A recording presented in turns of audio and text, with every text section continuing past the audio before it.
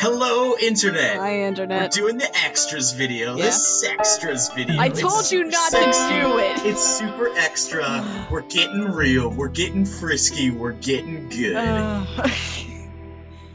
How you doing? Start over. Are you How done? you doing? Internet, how you doing? I'm doing good, Sam. Thanks for asking. Oh, you look good today, Internet. Thank you, Sam. I'm Good. still in my pajamas, but whatever. Internet, why you gotta do So, that? anyway, to be more germane to discussion, there is one final boss that appears after you beat the game. Normally when you go into the battle sim, it loads a target Whoa. called Dummy, Oh, and this guy dishes out some pain. That's 1,000,000 health. holy sh... So, Literally 1,000,000 health. Yes. we beat the game, you went back in, and the second you left the screen, this guy showed up. No, I had to go into the battle sim. Okay. Dang, look at that guy. Oh, And yeah, wow. there's It's a So- sweet looking boss. yeah, he's basically just a super cool looking target. What is that? Because the original thing you find when you go in the battle sim is just a target on a stick. Yeah. That's supposed to help you train your battle strategy. It's just a big old beat stick. And so this, if you notice this one, the name is called Dummy's Revenge. Nice. Oh my You also notice that it has a very simple strategy, which is a thing that takes me way too long to pick up on. But basically, it only has one move. It does not have any specials. It just has 1,000,000 health. It has it charges up fast, and it hits hard, and you can't break its stats down. It keeps one, like, it's KOing the shit out of Alphys down there. Yeah, no, it does like 2,000 some odd damage when it hits you, and you cannot reduce how much damage it does. It pretty much always goes after your healers first. Proto Wall does not stop any of its abilities. You can't reduce any of its abilities with the Break Virus. It is immune to status effects like the Slug Virus or the Toy Virus. So I had to rethink my entire battle strategy for this because fighting this is completely different from fighting anybody else. Hell yeah. Oh man, you were done. Well, Yeah, no, toast. done. Dunsies. Wrecked. So I go through for a little bit. I actually decided, because I realized I never saw what Alphys' final message was. Oh, yeah, that's right. So we might as well wander around. Yeah. Virus is still hanging out in there. Yep. Just floating around in that room.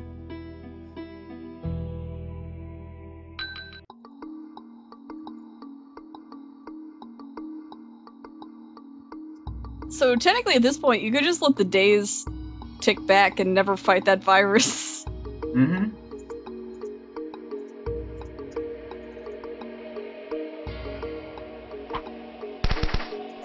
But all this stuff that doesn't matter anymore.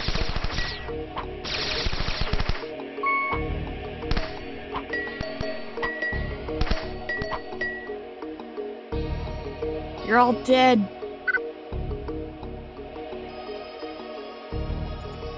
Do you know what that means, Amanda? Hmm. They're already dead. Omoe wa shinderu. So yeah. Thanks, Alphys. So that was the final message. I don't know why else I'm going through here. There's nothing else in this place. Yeah. Buy more upgrades, clearly. I did it. The upgrades I can buy aren't even in this. They're only Murad's World has the guy that will sell you more hit points. It's like the only thing you can do anymore. Pretty much. Oh, hey. Hey, so anyway, I got another 17,000 credits, so let's buy some more hit points. Why not? Just max it out. So there we go. Now everybody has like 5,000 or 6,000 hit points, I think. So we gotta go back to try to fight this dummy. Yeah. Pretty much. And I had to rethink how I fought it too. There's a couple of other failures that I cut out. Yeah, you're talking about that there's like a good strategy to this. Yeah, well, because its fight's completely different. It doesn't have any area of effect moves. It's invulnerable to status ailments. So basically, like, you just want to dole out as much pain as you can and make sure that you can bring your guys back. Just wail on it, really. So you notice I keep trying to bring Murad back because I need her to charge up to get a store revive. And so I'm basically just like mega charging and storing revive, and then I'm also trying to start up my games so I can get extra points and charge coming in, because I want to be able to match him in speed.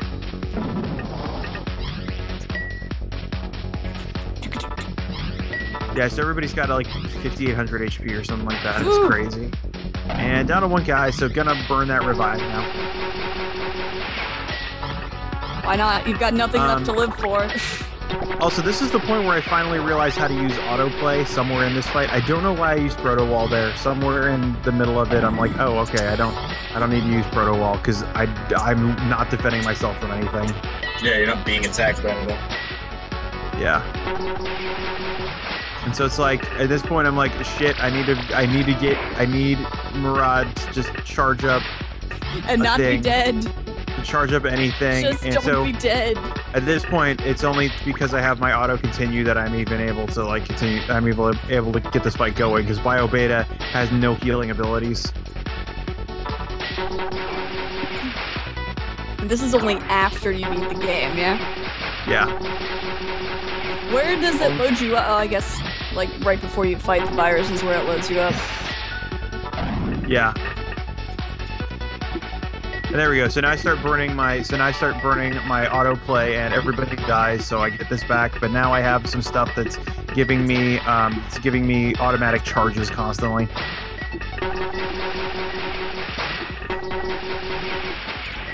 And so basically all Alphys and Murad are doing is I'm just having Alphys load up all of his continuing attacks because Proto Wall doesn't do anything, so I might as well do all the rest of it. Which is funny because you haven't really been using him for much outside of Proto Wall in any of the other battles. Well, I do load up the Taser Bot and the Grid Turret and the Counter Bots sometimes, but yeah, not as much as I just use Proto Wall. It seems to be the most helpful in every other circumstance. Yeah, because it stops the area of effect abilities that will just destroy the entire party. Mm-hmm. Right. And so now you notice that now that I have a constant stream of charges coming in, I'm being a lot more liberal and just like, let's just store a shit ton of revives, because this thing can only wipe out one guy at a time. Just wail on him. And his laser fingers. Yeah, this guy has a very similar structure to Pulsar. Yes. Just he has a different body.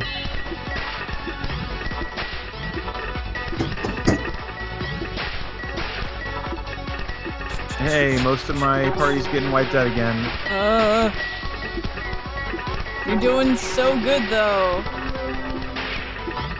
Kind of. Kind of. I mean, as long as I keep one person alive and I have at least one to revive, then the battle will go on until I win. Because he can't inflict any status effects, and all he can do is just hit my guys. So I just have to be able to charge up faster than him and be able to deal a lot more damage than him. And so it's just like, okay, just charge until I hit the move that I need. There's nothing else I need to do. If you could change anything about the system, I don't know. If you could change anything about the system, like, I guess to make it, because I mean, this is a pretty cool game, but there are some complicated bits in it. Do you have any suggestions or ideas on what you could do to maybe, like, if you could rework the game a little bit? I'd have to think for a bit on that one. Okay. Because you seem to have, like, really gotten used to the system anyway. But yeah, I could see where this would be a turnoff for some people. Yeah, no, like honestly, like the main I think if there was a different way to if there was a different way to how upgrades worked, because as far as it stands, like the game is kind of like figure out where all the dungeons are and then just kind of go to town. And once you get all the dungeons and the conditionals, Go to Simtown. yeah, go to Simtown. Also, we just hit the halfway mark. Oh. Nice.